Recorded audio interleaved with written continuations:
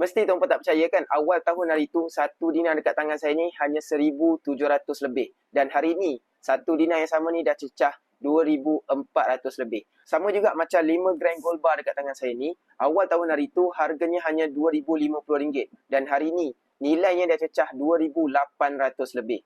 Jadi tuan-puan, macam mana kita nak kumpul emas-emas fizikal macam gold bar dengan dinar kat tangan saya ni?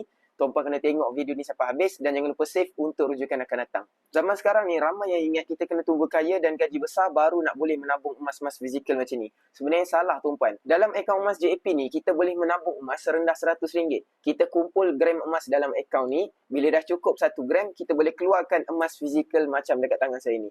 Jadi yang tengok video saya ni, yang berminat nak mulakan simpanan emas dalam akaun ataupun nak dapatkan emas fizikal macam ni, tuan-puan boleh daftar dulu akaun emas Public Gold secara percuma. Boleh rujuk pin video dekat profil saya. Saya dah ajar kat situ cara kita nak daftar akaun, tak perlu bayar 1 sen pun.